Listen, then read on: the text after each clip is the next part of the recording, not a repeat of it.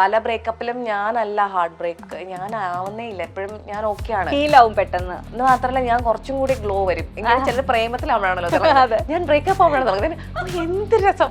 ഒരു 6-7 വയസ്സുള്ളപ്പോൾ തന്നെ സെക്സ് എഡ്യൂക്കേഷനും അബ്യൂസസ് ഉണ്ടാവുന്ന കാര്യത്തിനെ പറ്റിയിട്ടൊക്കെ എനിക്ക് നല്ലപോലെ ജയശശി പറഞ്ഞു തന്നിട്ടുണ്ട്. എനിക്ക് പറ്റിയൊരു പണിയല്ല ആ രീതിയിൽ ഇത് ആലോചിച്ചു കഴിഞ്ഞാൽ. എനിക്കെന്ന് വെച്ചാൽ ഒരേ സ്ഥലത്ത് ഒരേ ആൾക്കാരെ കണ്ട, അതാണ് എനിക്ക്. റിലേഷൻഷിപ്സിന്റെ ഒക്കെ കാര്യത്തിലൊക്കെ ഇടപെടുവായിരുന്നു, തെറ്റായിട്ടുള്ള റിലേഷൻഷിപ്പിന്റെ കാര്യത്തിലൊന്നും ഒരിക്കലും ഇടപെട്ടിട്ടില്ല, ഒരെണ്ണത്തിൽ പോലും ഇടപെട്ടിട്ടില്ല.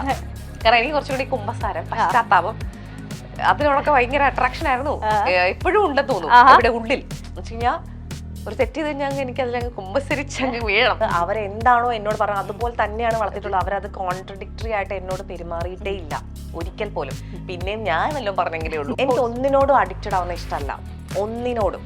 അപ്പൊ എനിക്ക് ഒരാളോട് ഇഷ്ടം വരുമ്പോൾ ഇതിലും എനിക്ക് അഡിക്ഷൻ ആണ് വരുന്നതെന്ന് തോന്നിക്കഴിഞ്ഞാൽ ഞാൻ അപ്പൊ കട്ടി.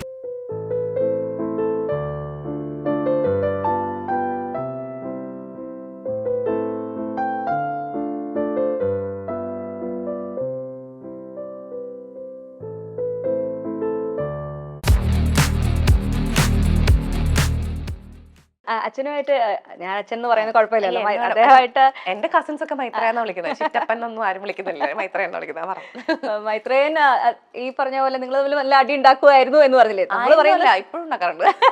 എന്തായിരുന്നു ചെറുപ്പത്തിലൊക്കെ ഉണ്ടായിരുന്നു ഏറ്റവും വലിയ ഒരു അടിയില്ല? ചെറുപ്പത്തിൽ ഒരു 17-18 വയസ്സിലൊന്നും ഒരു അടിയില്ല എനിക്ക്. ഞാൻ പേടിച്ച് തൂറി എന്ന് പറയാൻ അത്രയും മൈത്രയോട് മാത്രല്ല, ആരെന്ത് പറഞ്ഞാലും ഞാൻ ഓക്കെ അങ്ങനെയായിരുന്നു. അങ്ങനെ സ്വന്തമായിട്ട് പറയാനുള്ള ഒരു ധൈര്യം മനസ്സിലുണ്ട്, പുറത്ത് പറയാത്തതാണോ? അങ്ങനെയായിരുന്നു, അങ്ങനെ പോലും അറിയില്ല എന്ന് പറയില്ല, അത്രയ്ക്കൊരു അപ്പാവി പിള്ളേർ അങ്ങനെയായിരുന്നു. അപ്പാവി എന്ന് പറയുന്ന സംഭവം തന്നെ. എന്റെ കൂട്ടുകാരോടൊക്കെ ഞാൻ പറയാറുണ്ട്, സ്കൂളിലുള്ള എന്റെ ഫ്രണ്ട്സിനോടൊക്കെ പറയാം അങ്ങനെയല്ല ഇങ്ങനെയല്ല, അവരോടൊക്കെ കാണിക്കും. പക്ഷെ വീട്ടില് അങ്ങനെ കാണിക്കാനുള്ള ധൈര്യം ഒന്നും ടീച്ചേഴ്സിനോടോ വീട്ടുകാരോടോ ഒന്നും കാണിക്കാനുള്ള ധൈര്യമില്ല, കൂട്ടുകാരോട് മാത്രമേ കാണിക്കലുണ്ടായിരുന്നുള്ളൂ. നാടകമൊക്കെ കളിക്കാൻ തുടങ്ങി വലുതായി 18 വയസ്സായതിനു ശേഷം തന്നെയുള്ളൂ. അതുവരെ വളർത്തുന്ന പോലെ തന്നെയാണ്. മൈത്രയാണെങ്കിലും ചേച്ചിയാണെങ്കിലും എന്നോട് ചോദിക്കുന്നത് നിനക്ക് ഇഷ്ടമുണ്ടെങ്കിൽ ചെയ്യൂ, ഇല്ലെങ്കിൽ ചെയ്യണ്ട.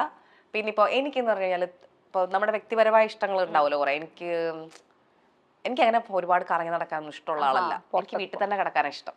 അപ്പോൾ ചിലപ്പോൾ നമ്മൾ ബന്ധുക്കളുടെ വീട്ടിൽ കല്യാണം അല്ലെങ്കിൽ മരണം ഒക്കെ പോവണല്ലോ. അപ്പൊ എനിക്ക് പോകണ്ട, എനിക്ക് എല്ലാത്തിനും വീട്ടിൽ കിടന്നാൽ മതി. അപ്പം മൈത്രി ചോദിച്ചപ്പോൾ ഇല്ല, നീ 18 വയസ്സ് വരെ ഞങ്ങളോട് ഇതിനൊക്കെ വരണം, ഞങ്ങൾ എന്തൊക്കെ തീരുമാനിക്കുക അതൊക്കെ കുറെയൊക്കെ ചെയ്തേ പറ്റുള്ളൂ, അത് കഴിഞ്ഞ് നിനക്ക് ഇഷ്ടമുള്ള ചെയ്യാം. അപ്പോൾ അതുപോലെ എനിക്ക് തുണി തേച്ചിട്ടിടുന്ന ഇഷ്ടമല്ല, വൃത്തിയായിട്ട് കിടക്കുക എന്ന് പറയുന്ന എന്നുള്ളതല്ല. എനിക്ക് തുണി ചുരുണ്ടിരിക്കണം ഇപ്പോഴും ഇഷ്ടം, ഫ്രഷ് ആയിട്ടിരിക്കണം. എനിക്ക് തേച്ച് കഴിഞ്ഞാൽ ഇടാൻ ഇഷ്ടമല്ല. പക്ഷെ ഇവർ രണ്ടുപേരും പറയും ഇല്ല, തേച്ചത് ഞങ്ങൾ തരും, 18 വയസ്സ് നീ തേക്കാത്തത് എന്താന്ന് വെച്ചിട്ടോ. അപ്പൊ ഇത്രയും തേച്ച് തരും. എനിക്ക് ചേച്ചിക്ക് മൈത്രനാണ് അയൺ ചെയ്ത് തരണല്ല. അപ്പം അങ്ങനെയൊക്കെയുള്ള കുഞ്ഞു കാര്യങ്ങളൊക്കെ ഇല്ലേ, നമ്മുടെ കുഞ്ഞു അങ്ങനത്തെ കാര്യങ്ങളൊക്കെ ഒരു ഡിസിപ്ലിന്റെ ഭാഗമായിട്ടെന്നുള്ള പറയുന്നത്. എനിക്ക് ഡിസിപ്ലിൻ ഉണ്ട്, പക്ഷെ എന്റേതായിട്ടുള്ള ഡിസിപ്ലിനുകളാണ്. എന്ന് വെച്ച് കഴിഞ്ഞാൽ എനിക്ക് റുട്ടീൻ ഉള്ളതൊക്കെയാണ് ഇഷ്ടം. എനിക്ക് ഒരേ സമയത്ത് കിടക്കുക, ഒരേ സമയത്ത് എണീക്കുക, അങ്ങനെ എല്ലാം തോന്നിയ പോലെ അങ്ങനെ ഇന്ന് ഇത് ചെയ്യാം നാളെ അത് ചെയ്യാം അങ്ങനത്തെ ഒരാളല്ല. വെക്കേഷൻ എടുക്കുമ്പോൾ 5 ദിവസം, ഇപ്പം ഈ 5 ദിവസം അങ്ങനെ എന്നൊക്കെ ഉള്ളൂ. അല്ലാതെ എനിക്കൊരു സ്ഥിരമായിട്ട് എനിക്കൊരു റുട്ടീനൊക്കെ ഉള്ള വളരെ ഡിസിപ്ലിൻ ഉള്ള ഒരാളാണ് ഞാൻ. എനിക്ക് ഒട്ടും തോന്നിയ പോലെ എല്ലാ ദിവസവും പറ്റത്തില്ല. എനിക്ക് എന്റെ മെന്റൽ ഹെൽത്ത് ഒക്കെ പോകും. എനിക്ക് കറക്റ്റ് ആയിട്ടിരിക്കണം. പിന്നെയും ഞങ്ങളുടെ വീട്ടിൽ അങ്ങനെ കറക്റ്റ് അല്ലാത്ത ഒരാള് ജയ്സർ ചേച്ചിയാണ്. എന്റെ അമ്മയാണ് ഇന്ന് ഉച്ചയ്ക്ക് കഴിക്കണ്ട, ഇന്ന് വൈകുന്നേരം കഴിക്കാം, രാത്രി കഴിക്കണം, നാളെ രാവിലെ കഴിക്കാം, ഇന്ന് 2 നേരം കഴിച്ചാലോ, അങ്ങനെയൊക്കെ തോന്നിയത് ചെയ്യുന്ന ആൾ ശരിക്കും ജയ്സർ ചേച്ചിയാണ്. ഞാനും മൈത്രനൊക്കെ ഇല്ല, രാവിലെ കഴിക്കാം, ഇല്ല ഇപ്പൊ കഴിക്കേണ്ട, ഇത് ആരോഗ്യത്തിന് നല്ലതല്ല. ജയ്സർ ചേച്ചി ഡോക്ടർ ആണെങ്കിലും അതൊന്നും ആലോചിക്കാതെ ശരിക്കും റെബൽ ആൻഡ് റാഡിക്കൽ ആയിട്ടുള്ള ആള് ജയ്സർ ചേച്ചിയാണ്. അപ്പൊ പറഞ്ഞു വന്നതില് അങ്ങനെ കുറച്ച് ചില കാര്യങ്ങൾ ഉണ്ടാവും നമ്മുടെ പേഴ്സണൽ ഇഷ്ടം. അതൊക്കെ കുറെ അവരുടെ വീട്ടിൽ നിൽക്കുമ്പോൾ ഇപ്പം ഓരോ നിയമങ്ങൾ, ആ വീട്ടിലെ നിയമങ്ങൾ, ചേച്ചി മൈത്രൻ ഇങ്ങനെ പറയാം, ഈ വീട്ടിലെ നിയമങ്ങൾ ഇതൊക്കെയാണ്, ഇത് നമ്മളെല്ലാം ചേർന്ന് ജീവിക്കുള്ളൂ. ഇങ്ങനെ അതില് നിന്റെ വ്യക്തിപരമായ കാര്യങ്ങൾ നീ ചെയ്യാം, അത് കുഴപ്പമില്ല. പക്ഷെ 18 വയസ്സാണ് പരിപൂർണ്ണമായിട്ട് അത് ഉണ്ടാവുള്ളൂ, അതുവരെ ഇല്ല. അങ്ങനെയാണ് വളർന്നത്. റിലേഷൻഷിപ്സിന്റെ ഒക്കെ കാര്യത്തിലൊക്കെ ഇടപെടുവായിരുന്നു, തെറ്റായിട്ടുള്ള റിലേഷൻഷിപ്പിന്റെ കാര്യത്തിലൊന്നും ഒരിക്കലും ഇടപെട്ടിട്ടില്ല, ഒരെണ്ണത്തിൽ പോലും ഇടപെട്ടിട്ടില്ല. ഭയങ്കര ട്രബിൾസം ആണ് എന്നുള്ള ഒരു സിറ്റുവേഷൻ പോലും വേണ്ട, അങ്ങനത്തെ ഒന്നാമത് അങ്ങനത്തെ ട്രബിൾസം സിറ്റുവേഷൻ ഞാൻ പോകത്തില്ല. അതെനിക്ക് തോന്നുന്നു നമുക്ക് അത്രയും സ്വാതന്ത്ര്യം ഉള്ളതുകൊണ്ട് തന്നെ നമുക്ക് നല്ലപോലെ ചിന്തിക്കാനുള്ള കഴിവ് കിട്ടുമെന്ന് എനിക്ക് തോന്നുക. എന്ന് വെച്ച് കഴിഞ്ഞാൽ എനിക്ക് അത്ര പൊട്ടത്തി അല്ല ഞാൻ പ്രേമത്തിന്റെ കാര്യത്തിൽ എനിക്ക് തോന്നുന്നു. ഞാൻ അങ്ങനെ പല എൻ്റെ അങ്ങനെ പറയാൻ പാടില്ല, എന്നാലും എനിക്ക് തോന്നിയിട്ടുണ്ട് ചില സമയത്ത് അറിയാത്തോണ്ടാണോ ഇവർക്ക് ആദ്യം തന്നെ വരുന്ന ഒരാളോടൊക്കെ ഇങ്ങനെ നമുക്ക് നമ്മളൊരു ട്രസ്റ്റ് ചെയ്യാം. ഞാൻ പെട്ടെന്ന് ട്രസ്റ്റ് ചെയ്യുന്ന ആളുകളെ ട്രസ്റ്റ് ചെയ്യും. അത് പ്രേമത്തിൽ മാത്രമല്ല, നമ്മൾ ഫ്രണ്ട്ഷിപ്പിലൊക്കെ ട്രസ്റ്റ് ചെയ്യും. പക്ഷെ ഒരു മനുഷ്യൻ എവിടെ വരെ പോകാം, എന്തൊക്കെ ചെയ്യാം എന്നുള്ളതിനെ പറ്റിയിട്ടുള്ള ഒരു ധാരണയൊക്കെ എനിക്ക് കുട്ടിക്കാലത്ത് നിന്ന് തന്നെ ഉണ്ട്. അതെനിക്ക് എന്നെ ആളുകളുമായിട്ട് ഇടപെടാനൊക്കെ എന്ന് വെച്ച് കഴിഞ്ഞാൽ കുട്ടികളെ പൊതുവെ അവരോട് വേണ്ട അങ്ങനെയല്ല. എന്നെ അച്ഛനമ്മയും കളിക്കുക, ഇവരോട് കളിക്കുക, അവരോട് കളിക്കുക, അല്ലെങ്കിൽ എനിക്ക് അതെന്ന് ആ കുട്ടി ഉണ്ടല്ലോ ഇങ്ങനെ പറഞ്ഞു, ഇതൊക്കെ സംസാരിക്കാനുള്ളൊരു സ്പേസ് ഉണ്ട് മൈത്രനോടും ചേച്ചിയോടും. അപ്പൊ എനിക്ക് അങ്ങനെ അവര് മുതിർന്ന ആൾക്കാരാണല്ലോ മൈത്രൻ ചേച്ചി. അപ്പൊ ഞാനൊരു കുട്ടി എന്നുള്ള നിലയിൽ സംസാരിക്കുമ്പോൾ നമുക്കും ആ ഒരു വികസിക്കും കുറച്ച് അങ്ങനെയുള്ള കാര്യങ്ങൾ തോന്നുന്നു. ഹെൽത്തി ഡിസ്കഷൻസ് ആയിരിക്കാം. എന്താണെങ്കിലും ഞാനൊരു റിലേഷൻഷിപ്പിൽ അങ്ങനെ ഒരു ഭയങ്കര ട്രബിൾസം റിലേഷൻഷിപ്പിലൊന്നും പോയിട്ടൊന്നുമില്ല. വഴക്കും മോശം റിലേഷൻഷിപ്പൊക്കെ ഉണ്ടായിട്ടുണ്ട്, പക്ഷെ അതില് മോശമാണ്, നമുക്കവ നിർത്താം, അങ്ങനെ ഒരു സ്ഥലത്തേ വന്നിട്ടുള്ളൂ. പിന്നെ ഒരിക്കലും എന്റെ റിലേഷൻഷിപ്പിൽ ആകെ ഞാൻ ഈ പറഞ്ഞ 13 വയസ്സിലാണ് എനിക്കൊരു 4-5 വയസ്സുള്ളപ്പോഴേ പ്രേമമുള്ളത്. ശശി കപൂറാണ്. പക്ഷെ അത് എനിക്ക് ഭയങ്കര അയ്യോ എനിക്ക് ആലോചിക്കട്ടത്. അത് ശരിക്കും ആദ്യം മറ്റേ കബി കബി മേരെ ദിൽ മേ അങ്ങനെ ഒരു പാട്ടില്ലേ, അതിലിങ്ങനെ അമിതാഭ് ബച്ചനുണ്ട് പക്ഷേ ശശിയോട്. അപ്പൊ എനിക്ക് ഓർമ്മ എന്റെ മനസ്സിൽ എന്തോ ഇങ്ങനെ കണ്ടപ്പോ തന്നെ ഞാൻ എന്നിങ്ങനെ ആയിപ്പോയി. എനിക്ക് എപ്പോഴും ഞാൻ തലേണിൽ ഇത് ശശി കപൂർ എന്നിട്ടാണ് ഒരു 8ാം ക്ലാസ്സിലായപ്പോഴെങ്കിൽ ശരിക്കും ഒരു പ്രേമം വന്നത്. അതുവരെ ഞാൻ ശശി കപൂറിന്റെ ആളായിരുന്നു. പിന്നെ നാളുകളിലേക്ക് പോയപ്പോ അദ്ദേഹത്തിന് പിന്നെ വയസ്സായിട്ടുണ്ട്. ആളെ കണ്ടിട്ടൊക്കെ കിട്ടോ പരിചയപ്പെട്ടു പറയുകയും ചെയ്തു you are my first crush എന്നൊക്കെ പറഞ്ഞ് സംസാരിച്ചിട്ടുണ്ട്. പക്ഷെ ഞാൻ ശരിക്കും എനിക്ക് അദ്ദേഹം വയസ്സായൊന്നും ആലോചിക്കാൻ പറ്റില്ലായിരുന്നു. കുട്ടിക്കാലത്ത് എനിക്ക് ഇങ്ങനെ അതുപോലെ എനിക്ക് വേണം, അതാണ് എന്റെ ഹസ്ബൻഡ്, അങ്ങനെയായിരുന്നു, അത്രയ്ക്ക് ഇഷ്ടമായിരുന്നു. പക്ഷെ ഈ 8th പഠിക്കണമാണ് ആദ്യം പ്രേമം തോന്നണം ശരിക്കും, അല്ലാതെ വീടിന്റെ അടുത്ത ഒരാൾ അങ്ങനെയൊക്കെ. അപ്പോ ആ പ്രേമം തുടങ്ങിയ സമയത്ത് ജയശ്രീ എന്നോട് ഒരിക്കൽ രണ്ടുപേരും സംസാരിച്ചിട്ടുണ്ട്. അത് എനിക്കൊന്നും ഒരിക്കൽ പറഞ്ഞിട്ടുണ്ട്, അത്രേ ഉള്ളൂ. ജയശ്രീ പറഞ്ഞു നീ വെറുതെ അവരെ ആ ആളുടെ ഹാർട്ട് ബ്രേക്ക് ചെയ്യരുത്, ഇല്ലാത്ത പ്രോമിസ് കൊടുക്കരുത്, അത്രയൊക്കെ പറഞ്ഞിട്ടുള്ളൂ. ലൈക്ക് കാരണം നമ്മള് എന്തായാലും ഒരുമിച്ചുണ്ടാവും, ഇങ്ങനെയാണ് അങ്ങനെയാണെന്നൊക്കെ നമുക്ക് ഇഷ്ടം വരുമ്പോൾ പറയും, പിന്നെ നിനക്ക് ചിലപ്പോൾ വേണ്ടായിരിക്കും, അപ്പോൾ അവർക്കും ഹേർട്ടാവും. അപ്പോൾ ആ ആളെ ഹേർട്ട് ചെയ്യാതെ നമ്മൾ അങ്ങനെ, അല്ലാതെ നീ നിന്നെ ശ്രദ്ധിക്കണം അങ്ങനെയൊന്നും പറഞ്ഞില്ല. എനിക്ക് തോന്നുന്നു ജയശ്രീക്ക് അറിയാം. അതിന് എനിക്ക് കുട്ടിക്കാലത്തുനിന്ന് ഒരു 6-7 വയസ്സിലപ്പോൾ തന്നെ സെക്സ് എഡ്യൂക്കേഷനും അബ്യൂസസ് ഉണ്ടാവുന്ന കാര്യത്തിനെ പറ്റിയിട്ടൊക്കെ എനിക്ക് നല്ലപോലെ ജയശ്രീ പറഞ്ഞു തന്നിട്ടുണ്ട് പലതും. അപ്പോ എനിക്ക് ഏത് ബാഡ് ടച്ച് ഗുഡ് ടച്ച് ഏതാണ് നമുക്ക് ഇഷ്ടമല്ലാത്ത ഇങ്ങനത്തെ കാര്യങ്ങളൊക്കെ എനിക്ക് നല്ല ധാരണയാണ്. അതുകൊണ്ട് എനിക്ക് അങ്ങനത്തെ ഒരു സിറ്റുവേഷനും ഉണ്ടായിട്ടില്ലാത്തതുകൊണ്ട് ഞാൻ വളരെ ക്ലെവർ ആണെങ്കിൽ ഒരിക്കലും എന്നെ അങ്ങനെ സിറ്റുവേഷനിൽ കൊണ്ട് നിർത്തില്ല. എന്നുവെച്ചാൽ നമ്മൾ ഒരു വലിയ ആൾ ഒറ്റയ്ക്ക് പലപ്പോഴും ആളുകളോട് നിർത്തണമല്ല, അത് അത്രയും കുട്ടിയില്ലേ അത് പറഞ്ഞു തന്നുകൊണ്ട് ചിലപ്പോൾ നമ്മൾ അത്രയും കോഷ്യസ് സ്റ്റിൽ സംഭവിക്കാം, എപ്പോ വേണമെങ്കിൽ സംഭവിക്കാം, നമുക്ക് ആരെയും പറയാൻ പറ്റില്ല എപ്പോഴും സംഭവിക്കാം. പക്ഷെ എന്തുകൊണ്ടോ അതും എന്റെ സാഹചര്യം കൊണ്ട് ഉണ്ടായിട്ടില്ല, നല്ല കാര്യം. പക്ഷെ അതൊക്കെ കൊണ്ടായിരിക്കാം എനിക്ക് ഇഷ്ടപ്പെടുമ്പോഴും എനിക്കറിയാം എവിടെയാണ് അത് ഓക്കെ എനിക്ക് ഓക്കെ അല്ല, അതുകൊണ്ടൊന്നും ഒരിക്കലും നീ ശ്രദ്ധിക്കണം. ഇപ്പൊ എന്റെ അമ്മമ്മയൊക്കെ കുട്ടികൾക്ക് പറയും നീ ആൺകുട്ടികളോട് മിണ്ടുന്നതിന് ഒരു കുഴപ്പമില്ല, പക്ഷെ ഇത്രയും ഡിസ്റ്റൻസ് ഉണ്ടായിരിക്കണം എന്നൊക്കെ പറയായിരുന്നു. അപ്പൊ എന്റെ അമ്മ ഒരിക്കലും അങ്ങനെ പറഞ്ഞു തന്നിട്ടില്ല. പ്രഗ്നൻസി ആണ്, എങ്ങനെയാണ് സേഫ് സെക്സ്, ഇങ്ങനത്തെ കാര്യങ്ങളൊക്കെയാണ് എപ്പോഴും പറഞ്ഞു തന്നിട്ടുള്ളത്. അതൊക്കെ കൊണ്ടായിരിക്കാം എനിക്ക് അത് പിന്നെ പ്രേമമാകുമ്പോ പെട്ടെന്ന് വീണ്ടും അമ്മ ഇങ്ങനെ ചെയ്യണം അങ്ങനെയൊന്നും പറഞ്ഞില്ല. Because I think she knew that എനിക്കതറിയാം. വേറെ മാനസികമായിട്ട് മറ്റേ ആളെ ഹേർട്ട് ചെയ്യരുത്, നിന്റെ മനസ്സിനെ ആണ് ശ്രദ്ധിക്കേണ്ടത് എന്നുള്ള നമ്മുടെ ശാരീരിക ആഘാതങ്ങളെ പറ്റിയിട്ട് കൂടുതൽ ധാരണ എനിക്ക് ഉണ്ടായിരുന്നു അവർ പറഞ്ഞു തന്നുകൊണ്ട് തന്നെ കുട്ടിക്കാലത്തു തന്നെ. പക്ഷെ മാനസികമായിട്ട് നമ്മൾ ഒരാളോട് അടുപ്പം വരുമ്പോൾ നമുക്കത് എങ്ങനെയൊക്കെയാണ് എനിക്കാവുന്നതിനേക്കാളും എനിക്കൊന്ന് ജയശ്രീക്ക് കൂടുതൽ ഞാൻ അവരെ, കാരണം ജയശ്രീക്ക് അറിയായിരുന്നു ഞാൻ കുറച്ചും കൂടി എനിക്കൊന്ന് ഇമോഷണലി ആ കാര്യത്തിൽ സ്ട്രോങ് ആണ്. പല ബ്രേക്കപ്പിലും ഞാനല്ല ഹാർട്ട് ബ്രേക്ക്, ഞാൻ ആവുന്നേ ഇല്ല, എപ്പോഴും ഞാൻ ഓക്കെ ആണ്, പെട്ടെന്ന്. എന്ന് മാത്രമല്ല ഞാൻ കുറച്ചും കൂടി ഗ്ലോ വരും. ഇങ്ങനെ ചില പ്രേമത്തിലാവണല്ലോ ഞാൻ ബ്രേക്കപ്പ് ആവുമ്പോഴാണ് തുടങ്ങുന്നത്. എന്ത് രസം. അല്ല കേട്ടോ, എല്ലാ ബ്രേക്കപ്പും അല്ല, പക്ഷെ എനിക്കത് 1-2 ബ്രേക്കപ്പ് ഒഴിച്ച് ബാക്കി എല്ലാ ബ്രേക്കപ്പിലും ഞാൻ അങ്ങനെയാണ്. എന്തായിരിക്കും അതിന്റെ ഒരു റീസൺ? പലപ്പോഴും ഇത് ശരിയാവില്ല എന്ന് അതിന് പുറത്ത് വന്നതിന്റെ ഒരു ഓൾറെഡി എനിക്കറിയാം ഇത് ശരിയല്ല, ഇതിന്ന് പിരിയാണ് വേണ്ടത്, അപ്പോ നമ്മൾ പിരിയുമ്പോൾ നമുക്ക് ഹാപ്പി അല്ലേ. പക്ഷെ എനിക്ക് തോന്നുന്നു ചില സമയം നമ്മൾ അങ്ങനെ ഒരു പെട്ട് ഇങ്ങനെ ഈ മോശം ട്രബിളില് ഇങ്ങനെ ലൂപ്പാവും, ഒരു മെന്റൽ ഹെൽത്ത് കുറവായിരിക്കുമ്പോൾ നമ്മൾ അതിലിങ്ങനെ കുറച്ച് ഇതാവും തോന്നുന്നു. എനിക്ക് ഉണ്ടായിട്ടുണ്ടോ ഒരെണ്ണം മോശം, പക്ഷെ അപ്പോഴെനിക്കത് ഒബ്സർവ് ചെയ്യാൻ പറ്റും. പ്രാക്ടിക്കലും ചില സമയത്ത് നമ്മളിങ്ങനെ ഭയങ്കര കൺഫ്യൂസ്ഡ് ആവും. ചില ഇത് വിട്ട് പോയി കഴിഞ്ഞാൽ എനിക്കിനി കിട്ടില്ലേ, അല്ലെങ്കിൽ ഇതുപോലത്തെ ഒരാള്. ഞാൻ അത്ര ഡിപ്പെൻഡന്റ് അല്ല പ്രേമിക്കുന്ന ആൾക്കാരുടെ അടുത്ത്. ഫ്രണ്ട്ഷിപ്പിന്റെ അടുത്ത് പിന്നെയാണ് ഞാൻ ഒരിക്കലും എനിക്കിപ്പോ നമ്മൾ ആദ്യം പറയുമ്പോൾ നമുക്ക് എന്നും വിളിക്കണം ഇങ്ങനെയൊക്കെ ഉണ്ടാവില്ലേ. കുട്ടിക്കാലത്തെ ഞാൻ വിളിക്കുമ്പോൾ ഞാൻ പറയും ഇനി 2 ദിവസം വിളിക്കരുത്. എനിക്ക് ആ റുട്ടീൻ ഇങ്ങനെ പാറ്റേൺ ആക്കി നമ്മൾ രാവിലെ വിളിക്കണം വൈകുന്നേരം വിളിക്കണം, പിന്നെ അത് ഒരുമിച്ച് എന്നുള്ള അല്ല. അത് മാത്രല്ല എനിക്ക് ഒന്നും എന്നെ കൊണ്ട്, അതായത് എനിക്ക് ഒന്നിനോടും അഡിക്റ്റഡ് ആവുന്ന ഇഷ്ടമല്ല, ഒന്നിനോടും. അപ്പൊ എനിക്ക് ഒരാളോട് ഇഷ്ടം വരുമ്പോൾ ഇതിലും എനിക്ക് അഡിക്ഷൻ ആണ് വരുന്നതെന്ന് തോന്നിക്കഴിഞ്ഞാൽ ഞാൻ അപ്പം കട്ട് ചെയ്യും. അത് എൻ്റെ കുട്ടിക്കാലത്തെ അങ്ങനെയാണ്. എനിക്ക് ഭയങ്കര മധുരം ഫുഡൊക്കെ ഇഷ്ടമാണ്. അപ്പോഴും ഞാൻ ഇപ്പൊ ഞാൻ ഭയങ്കര കഴിക്കുന്നത് അല്ല, അങ്ങനെയാണെങ്കിൽ അത് കഴിക്കാതിരിക്കാൻ പഠിക്കണം.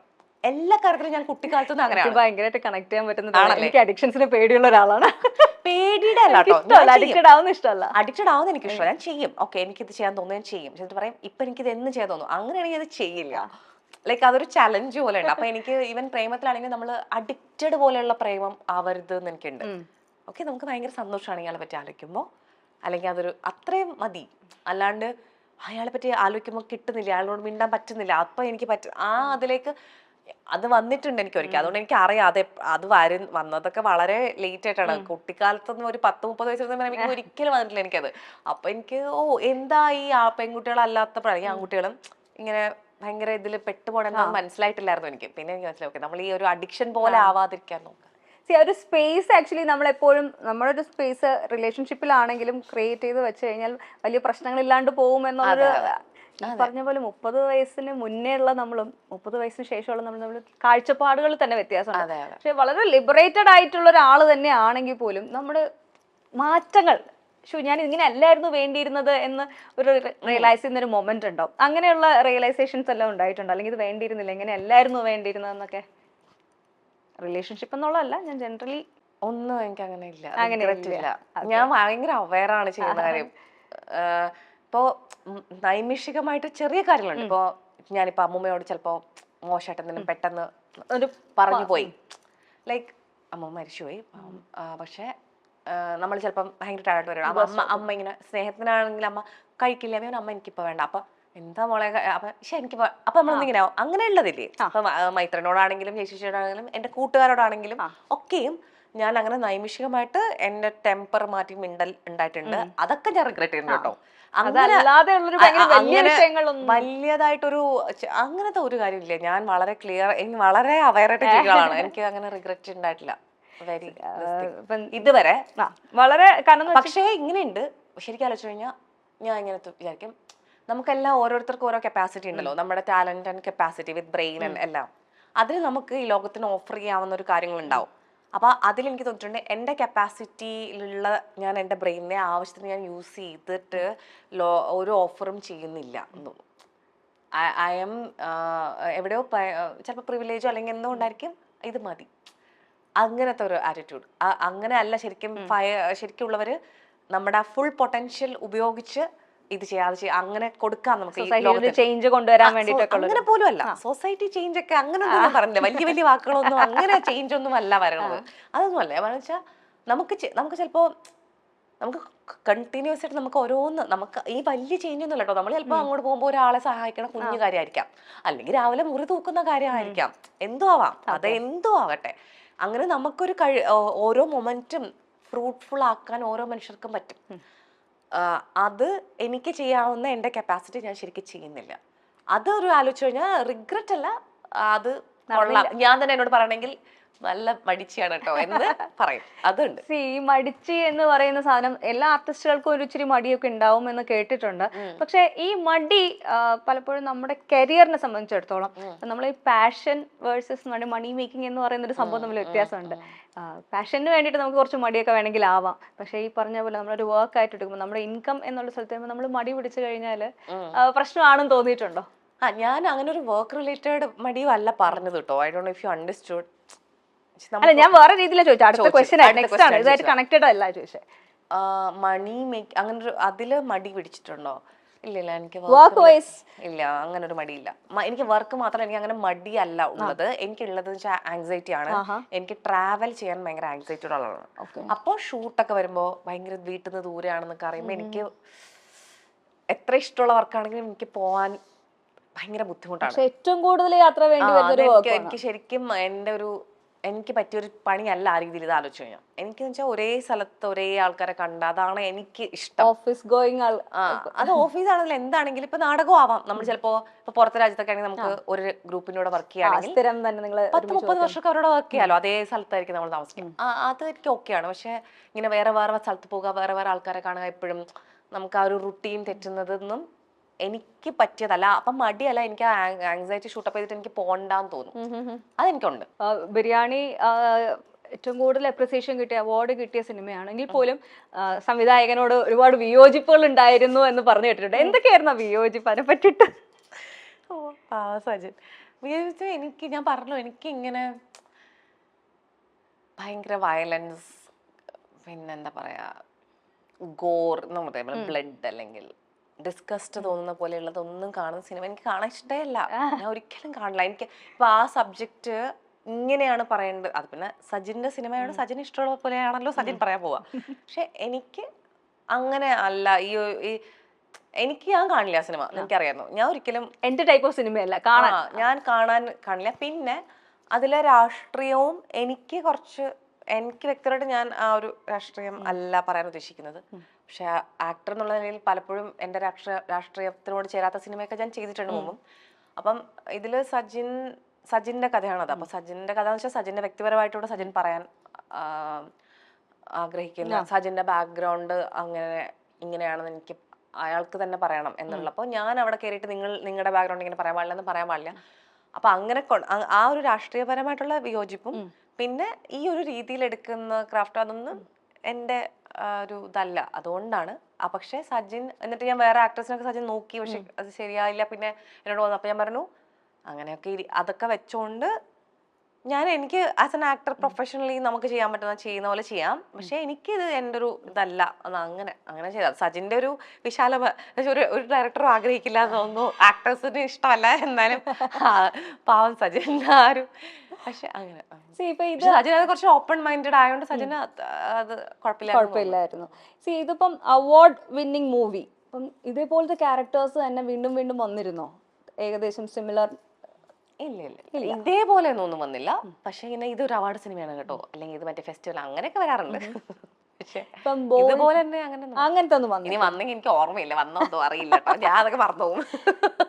പേഴ്സണലി ഭയങ്കര ഷൈ ആയിട്ടുള്ള വ്യക്തിയാണ് എന്ന് ഒരുപാട് സ്ഥലത്ത് പറഞ്ഞു കേട്ടിട്ടുണ്ട്. പക്ഷെ ബോൾഡ് ഏത് കാര്യത്തില് ഷൈ ആണ്? പക്ഷെ ഏതില്ല പറഞ്ഞ കോണ്ടെക്സ്റ്റ് സംസാരിക്കാനും ഒക്കെ ഉള്ള ഒരു കാര്യത്തിലാണ്. എനിക്കൊരു ഷൈയും ഇല്ല. ഇല്ലല്ലേ? തെറ്റിദ്ധരിച്ചതാ, സോറി. അങ്ങനെ ഷൈ അല്ല, ഷൈ ഒന്നുമില്ല. ഷൈനസ് ഉള്ള കാര്യങ്ങൾ എന്താ? എനിക്ക് അങ്ങനെ ഒരു ഷൈ അല്ല. അല്ലെങ്കിൽ അങ്ങനെ തെറ്റിദ്ധരിക്കപ്പെട്ടിട്ടുണ്ടോ ഷൈ ആയിട്ടുള്ള ഒരാളാണ്? ഷൈ അല്ല, എനിക്ക് ഒരു അറിയാത്തൊരു ക്രൗഡ് പെട്ടെന്ന് വന്നു കഴിഞ്ഞാൽ ഞാൻ അതില് കുറച്ച് പെട്ടെന്ന് ഈസി ആയിട്ട് ഹലോ എന്ന് പറഞ്ഞ് നിൽക്കുന്നതിനേക്കാളും ഞാൻ അയ്യോ എന്നെ എങ്ങോട്ടേലും കൊണ്ടുപോകും അങ്ങനത്തെ ഒരു ഇതിലേക്ക് വരും. പക്ഷെ അതിലൊരാൾ കാര്യമായിട്ട് സംസാരിക്കാതെ എനിക്കൊരു ഷൈയില്ല, കാര്യമായിട്ട് സംസാരിക്കും. പക്ഷെ ഒരുപാട് മനുഷ്യർ ഇങ്ങനെ ഒരുമിച്ച് വന്നാൽ പെട്ടെന്ന് ഏത് മനുഷ്യരാണെങ്കിലും പകച്ചു പോകും. അതുപോലെ ഞാനും പകച്ചു, അത്രേ ഉള്ളൂ. ഷൈ ആയിട്ട് 16-17 വയസ്സിൽ ഷൈ ആയിരുന്നു. ചിലപ്പോൾ അതായിരിക്കും ധരിച്ചത്. ഷൈ എന്ന് വെച്ചാൽ ഒരു അധികം ഞാൻ പറഞ്ഞല്ലോ അങ്ങനെ എല്ലാം ഒന്നും ഞാൻ അങ്ങനെ പറയൊന്നുമില്ല. കൂട്ടുകാരോട് പറയാനുള്ള ഒരു ധൈര്യം ഉണ്ട്, അത്രേ ഉള്ളൂ. പിന്നെ അല്ലെങ്കിൽ എന്താ പൊതുവെ നമ്മൾ ഇങ്ങനത്തെ ഉടുപ്പിടാനൊരു നാണക്കേട്, അല്ലെങ്കിൽ അല്ലെങ്കിൽ അയ്യോ അവര് നമ്മള് ഇങ്ങനെ പറഞ്ഞപ്പോ അവർ നോക്കി അയ്യോ ജഡ്ജ് ചെയ്യപ്പെടുന്നതിനെ പറ്റി അതൊക്കെ ആ സമയത്ത് ഉണ്ടായിട്ടുള്ളൂ. ഇപ്പൊ എനിക്ക് ഇന്റർവ്യൂസിലൊക്കെ സമയത്ത് ഞാൻ പറഞ്ഞിട്ട് അവസാനം പ്രശ്നമാവണ്ട എന്നൊക്കെ പറയുന്ന പോലെ എനിക്ക് തോന്നിയിട്ടുണ്ട്. ആ ഒരു അത് പ്രശ്നം വെച്ചാൽ എനിക്ക് പ്രശ്നം ഉണ്ടെന്നല്ല, എനിക്ക് പ്രശ്നമില്ല, എനിക്ക് എനിക്ക് പ്രശ്നമല്ല ഉദ്ദേശിച്ചത് കേട്ടോ, സോറി. എന്റെ പ്രശ്നമല്ല പറയണത്. ആളുകൾക്ക് ഒന്നെന്ന് പറഞ്ഞാൽ ഇപ്പൊ എനിക്കൊന്ന് തൊട്ടും വിനു ആ ഇന്റർവ്യൂ അപ്പൊ അതില് പോലും എനിക്കത് മൊത്തം സംസാരിക്കാനുള്ള ഒരു സമയം ആ ഒരു ചെറിയ ഇന്റർവ്യൂ എന്ന് പറഞ്ഞു തീർക്കാൻ പറ്റില്ല. അപ്പൊ അത് അവിടെയും ഇവിടെയും കേൾക്കുമ്പോ ക്ലാരിറ്റി കുറവ്. അപ്പൊ ആ ക്ലാരിറ്റി കുറവ് അതിൽ വരുമല്ലോ, അതാണ് ഉദ്ദേശിച്ചത്. ചില കാര്യങ്ങൾ നമുക്ക് വിശദമായി സംസാരിച്ചില്ലെങ്കിൽ ആ ഐഡിയ കംപ്ലീറ്റ്ലി കൺവേ ആവില്ല. അപ്പൊ അതിൽ ഒരുപാട് കൺഫ്യൂഷൻ ഇല്ലാത്തവരും ഉണ്ട് ആ ഇന്റർവ്യൂ കണ്ടിട്ട്. പക്ഷെ ചിലർക്ക് കൺഫ്യൂഷൻ ഉണ്ടെന്നും എനിക്കറിയാം. പക്ഷെ എനിക്കൊരു കൺഫ്യൂഷനും ഇല്ല. എനിക്കൊരു എന്നെ അതെനിക്കൊരു സംഭവമേ ഇല്ല. വ്യക്തിപരമായ കാര്യത്തിലൊന്നുമില്ല. പ്രൊഫഷണലി ഇപ്പൊ ഞാൻ അത്ര ഭയങ്കര ആക്ടർ ഒന്നും അല്ല. ചിലത് അഭിനയിക്കാൻ മോശമാണെന്ന് എനിക്ക് തന്നെ കാണാം. അതിപ്പോ ഒരാൾ വന്നിട്ട് ഭയങ്കര മോശമായിട്ടാണ് അഭിനയിച്ചത് എന്ന് പറഞ്ഞു കഴിഞ്ഞാൽ അത് ഞാൻ എടുക്കണം. ആസ് എ പ്രൊഫഷൻ പോസിറ്റീവായിട്ട് എടുക്കുമെന്നല്ല, നമുക്ക് സങ്കടം വന്നാലും എടുത്താലേ പറ്റൂ. അതുള്ള കാര്യം പറയുമ്പോൾ നമ്മൾ എടുക്കണമല്ലോ. ഞാൻ പറഞ്ഞത് അതൊക്കെ. പക്ഷെ എന്റെ വ്യക്തിപരമായ ജീവിതത്തിൽ വന്നിട്ട് ആ ജീവിതത്തിന്റെ ഭാഗമായിട്ടുള്ള ആൾക്കാരല്ലാത്ത ആളുകൾ എന്ന് പറഞ്ഞാൽ എനിക്ക് ഒന്നുമില്ല. അത് പണ്ടോട്ടെ അങ്ങനെ തന്നെ ശീലിച്ച ഒരാളും കൂടി. പണ്ടോട്ടല്ല, എനിക്ക് ഒരു 16-17 വയസ്സായപ്പോ ഞാൻ ശരിക്കും അതിൽ നിന്ന് പുറത്തു വന്നപ്പോ എനിക്കല്ല നമ്മുടെ സൊസൈറ്റി, നമ്മൾ ജനിച്ചു വളർന്ന കാലത്ത് നമ്മൾ വീട്ടിൽ സ്വാതന്ത്ര്യം ഉണ്ടായിരുന്നു, പ്രശ്നമില്ല. പക്ഷെ സൊസൈറ്റി കുറച്ച് പിന്നോട്ട് തന്നെയായിരുന്നു. പക്ഷെ കാലം മാറുന്ന അനുസരിച്ച് നമ്മുടെ സൊസൈറ്റി പ്രോഗ്രസീവ് ആവും, പ്രോഗ്രസ് ചെയ്യും എന്ന് വിശ്വസിച്ചിരുന്നോ? ഇപ്പൊ നമ്മുടെ സൊസൈറ്റിയിൽ ആ മാറ്റം നല്ല രീതിയിലാണോ വന്നിരിക്കുന്നത്, അതോ ഇപ്പോഴും നമ്മള് എന്ന് വിചാരിച്ചിരുന്നു. പക്ഷെ പൊതുവെ കുറച്ച് സ്ലോ ആണ് നമ്മള്. പക്ഷെ ഈ കഴിഞ്ഞൊരു 8 വർഷത്തില് സോഷ്യൽ മീഡിയയാണോ ഇപ്പോഴത്തെ സിനിമകളുടെ മാറ്റമാണോ എനിക്കറിയില്ല, എന്നാന്ന് കുറച്ചും കൂടെ ഒരു സ്പീഡ് ഉണ്ട് ആ മാറ്റത്തിന്. അല്ലെങ്കിൽ മാറ്റമുണ്ടെന്ന് അറ്റ്ലീസ്റ്റ് ആളുകൾ പ്രിട്ടൻഡ് എങ്കിലും ചെയ്യുന്നുണ്ട്. ശരിക്കുണ്ടോ മാറ്റം എന്ന് നമ്മൾക്ക് ഓരോരുത്തരുടെ വീട്ടിലും അവർ ജീവിക്കുന്ന രീതിയും ശരിക്കും അടുത്തറിഞ്ഞാലേ മനസ്സിലാവുള്ളൂ. എന്നാലും ഒരു കഴിഞ്ഞ 8 വർഷത്തിൽ എനിക്ക് കുറച്ചും കൂടെ ഒരു സ്പീഡിൽ മാറ്റം വരുന്ന പോലെ തോന്നുന്നു. പലപ്പോഴും ഈ പറഞ്ഞ മാറ്റം നമ്മൾ സോഷ്യൽ മീഡിയയിൽ കാണുന്നുണ്ട്, അല്ലെങ്കിൽ കമന്റ്സിലൊക്കെ വളരെ പോസിറ്റീവായിട്ട്. സോഷ്യൽ മീഡിയ കാണുന്നതുമായിട്ട് ബന്ധപ്പെട്ടല്ല ഉദ്ദേശിച്ചത്. സോഷ്യൽ മീഡിയ എന്ന് പറഞ്ഞാൽ ഞാൻ അതിനുള്ള ആൾക്കാർ അവരുടെ അഭിപ്രായങ്ങൾ പറയുന്നതിനെ കുറിച്ചിട്ടാണ് കേട്ടോ ഞാൻ ഈ പറഞ്ഞ സോഷ്യൽ മീഡിയയിൽ കാണുന്നു എന്നുള്ള വേർഡ് കൊണ്ട് ഉദ്ദേശിച്ചത്. അല്ല, ഞാൻ അതിന് മുമ്പ് ഞാൻ അത് ഉപയോഗിച്ചുകൊണ്ട് ഞാൻ പറയാണ്. ഞാൻ ഉദ്ദേശിച്ചത് സോഷ്യൽ മീഡിയ എന്ന് പറയുന്നിടത്ത് നമുക്ക് എല്ലാവർക്കും നമ്മുടെ കാര്യം പറയാനുള്ള ഒരു സ്ഥലം ഉണ്ടല്ലോ. ഇപ്പൊ പണ്ട് ഇപ്പൊ ഒരാൾ കൊടുക്കുമ്പോ അവർക്ക് ഒരു കാര്യം പറയണമെങ്കിൽ അവരെവിടെ പോയി പറയാം, ആർക്കും ഒരിടത്ത് പറയാൻ പറ്റില്ല. ഇപ്പൊ പറഞ്ഞു കഴിഞ്ഞാൽ അതാ പലരും കാണാം, ചിലപ്പോൾ ഒരുപാട് പേര് കാണാം, ചിലപ്പോൾ ലോകത്തുള്ള ഒരു നമ്മൾ വിചാരിക്കുന്നവരൊക്കെ കാണാന്നിരിക്കാം ആ ഭാഷ അറിയാവുന്നവർക്കെങ്കിലും. ആ ഒരു സ്പേസ് ഉള്ളത് കൊണ്ട് അങ്ങോട്ടും ഇങ്ങോട്ടും യോജിക്കുന്നവർക്കൊക്കെ ഒരു സ്പേസ് ഉണ്ട് അവിടെ. അതാണ് ഞാൻ ഉദ്ദേശിച്ചത് സോഷ്യൽ മീഡിയ എന്ന് പറയുന്നത്. അതിൽ വേറെ സോഷ്യൽ മീഡിയ നമ്മൾ എത്ര ഉപയോഗിക്കുന്നു, നമ്മൾ അതിൽ ഡിപ്പെൻഡ് ചെയ്ത് കിടക്കുന്നു, അതൊക്കെ വേറെ കാര്യം. പക്ഷെ അവിടെ ഒരു സ്പേസ് ഉണ്ട്. നിങ്ങൾക്ക് വേണമെന്നുണ്ടെങ്കിൽ നിങ്ങൾക്ക് ഒരു വോയിസും ഒരു സ്പേസും അത് ഒരുപാട് മനുഷ്യർക്ക് ഇല്ലാത്തത് കിട്ടിയത് അതിൽ ആണ്.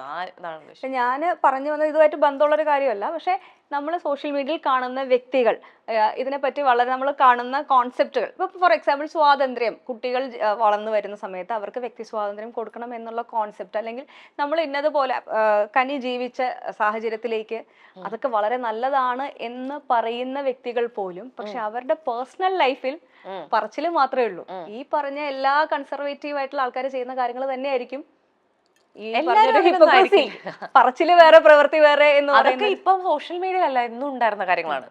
അതായത് സോഷ്യൽ മീഡിയ നമ്മുടെ ഒരു സമൂഹത്തിന്റെ റിഫ്ലക്ഷൻ മാത്രമാണ് എന്നെ സംബന്ധിച്ചിടത്തോളം. അതുകൊണ്ട് അത് സോഷ്യൽ മീഡിയ വന്നപ്പോൾ ഉണ്ടായതല്ല, അത് എന്നും ഉണ്ടായിരുന്നു. ഇപ്പൊ നമ്മൾ സോഷ്യൽ മീഡിയ ഉള്ളത് കാണുന്നു അറിയുന്നു അല്ലേ, അത്രേ ഉള്ളൂ എനിക്ക് തോന്നിയിട്ടുള്ളത്. അതുകൊണ്ട് ഇപ്പൊ പറഞ്ഞ ഹിപ്പോക്രസി എന്ന് പറയുന്നത് ഇപ്പൊ എന്റെ സോഷ്യൽ മീഡിയ ഒന്നും ഇല്ലാതെ ഇപ്പൊ എന്റെ കുട്ടിക്കാല സമയത്തൊക്കെ ആണെങ്കിലും ഇപ്പോ ഇത്രയും വിശേഷമൊക്കെ കൂട്ടുകാരായിട്ടുള്ള എല്ലാവരും അല്ല, ചില ആൾക്കാരൊക്കെ അവരിത് പറഞ്ഞാലും അവരുടെ കുട്ടികൾ വരുമ്പോൾ അങ്ങനെ അല്ലാതെ പെരുമാറുന്നത് ഞാൻ തന്നെ കണ്ടിട്ടുണ്ട്. അല്ലെങ്കിൽ അവര് എന്നോട് പറയുന്നുണ്ട്. അപ്പൊ എനിക്കാകെ ആ രീതിയിലാണ് മൈത്രേനെ വിശേഷം കുറച്ചും കൂടെ ബഹുമാനം ഉള്ളത്. അവരെന്താണോ എന്നോട് പറഞ്ഞത് അതുപോലെ തന്നെയാണ് വളർത്തിയിട്ടുള്ളത്. അവരത് കോൺട്രഡിക്ടറി ആയിട്ട് എന്നോട് പെരുമാറിയിട്ടേ ഇല്ല ഒരിക്കൽ പോലും. പിന്നെയും ഞാൻ വല്ലതും പറഞ്ഞെങ്കിലേ ഉള്ളൂ ഒരു മകൾ എന്നുള്ള നിലയിൽ. ഒരിക്കലും എന്താണോ അവര് പുറത്ത് പറയുന്നത് അത് തന്നെയാണ് എന്നോട്. ഇപ്പൊ ഞാൻ എല്ലാ കാര്യവും ഞാൻ പറയുന്നത് എന്നോട് അവര് അത് തന്നെയാണ് ചെയ്തിട്ടുള്ളത്, വളർത്താൻ സാധിച്ചതും എല്ലാം. ഒരു കോൺട്രഡിക്ഷനും എനിക്ക് തോന്നിയിട്ടില്ല വളർത്തലിൽ. ഇപ്പൊ മൈത്രൻ ഞാനും തമ്മിൽ അടി വെക്കുന്നത് പോലും ഒരിക്കലും മകളും അച്ഛനും വളർത്തുന്നു അതല്ല.